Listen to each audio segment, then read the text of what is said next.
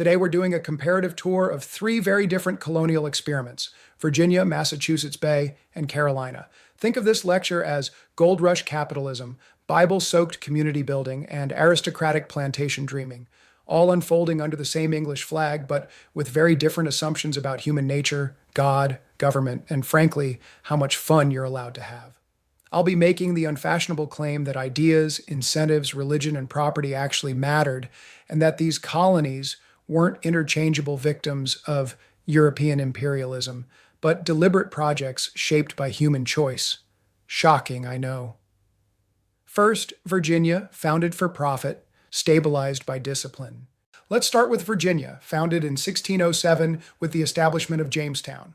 Virginia was the first permanent English colony in North America, and it was founded by the Virginia Company of London, a joint stock company. Translation: this was capitalism with muskets. Virginia was founded for profit, not piety. The investors wanted gold, silver, trade routes, and dividends. They did not want to create a New England town meeting. They wanted returns. The early years were, how shall we put this politely, a disaster. Poor planning, swampy land, disease, starvation, leadership squabbles. By the winter of 1609 to 1610, known as the Starving Time, the colony lost about 80% of its population. There were even credible reports of cannibalism, which historians like to whisper about because it makes polite people uncomfortable. But history is uncomfortable. Enter Captain John Smith, who imposed something radical: discipline. His famous rule, "He that will not work shall not eat," is a statement that would get you canceled on most college campuses today, but it worked. Virginia finally found its economic footing with tobacco, introduced by John Rolfe. Tobacco did three crucial things. One, it made the colony profitable. Two, it encouraged private land ownership. Three, it created demand for labor. Virginia became a spread-out, plantation-based society with individual farms rather than tight-knit towns. That geography mattered, as did religion. Virginia was officially Anglican, but not particularly devout. Church attendance was mandatory, but enthusiasm was optional. This was not a Bible-thumping colony. It was a pragmatic one. Government evolved slowly, but Virginia established an enduring principle: self-government tied to property ownership. Not democracy for everyone, this was the 17th century, but representative government for landholding men. Second, Massachusetts Bay, founded for God, governed by the godly now. Let's head north to Massachusetts Bay, founded in 1630 by Puritans under John Winthrop. If Virginia was founded by investors asking, "How do we make money?" Massachusetts was founded by men asking, "How do we obey God?" And possibly, "How do we get away from the Church of England without being arrested?" The Puritans were not religious refugees in the modern sense. They were reformers, not separatists.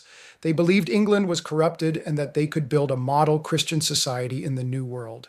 Winthrop's famous sermon spoke of Massachusetts as a city upon a hill. This was not humility, this was confidence. They believed the world was watching and that God was grading.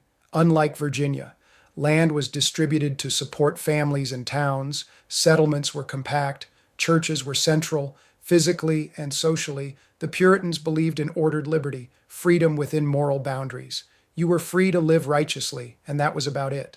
Modern students often accuse the Puritans of being intolerant, which is absolutely correct. They banished dissenters like Roger Williams, executed Quakers, regulated behavior with astonishing enthusiasm. But here's the conservative point. They built stable communities. Literacy rates were high. Families were strong. Education mattered because people had to read the Bible. Massachusetts Bay practiced self-government, but only for church members. This was not democracy. It was theocracy with town meetings. Yet, crucially, they created town meetings, local governance, written laws, an educated population. These habits would later become essential to American republicanism, even as Americans rejected Puritan theology. And yes, they had the Salem witch trials, which remind us that even very religious people can panic when theology meets fear. And third, Carolina, founded for profit, structured for hierarchy. Now let's turn south to Carolina, chartered in 1663 and later split into North and South Carolina. Carolina was a strange experiment in feudal structured society powered by Enlightenment principles. Carolina was granted to 8 lords proprietors, English aristocrats who wanted to create a colony that would generate wealth, preserve social hierarchy, reward loyalty to the crown. They even drafted a constitution called the Fundamental Constitutions of Carolina, heavily influenced by philosopher John Locke. Yes, that John Locke, liberal philosopher, advocate of natural rights, who somehow signed off on a document that legalized hereditary nobility and slavery. History is full of ironies. Carolina's economy quickly centered on rice, indigo. These crops required large-scale labor, leading to slave societies, especially in South Carolina. By the early 18th century, enslaved Africans outnumbered Europeans in parts of the colony. This created rigid class divisions, a wealthy planter elite, constant fear of rebellion. Unlike Virginia's dispersed farms or New England's towns, Carolina developed large plantations and urban ports like Charleston. Carolina was more religiously tolerant, at least on paper. Anglicans, dissenters, and even Jews lived there. But don't confuse tolerance with equality. This was tolerance for elites, not a moral vision like the Puritans. Carolina society prized wealth, status, connection to the Atlantic world.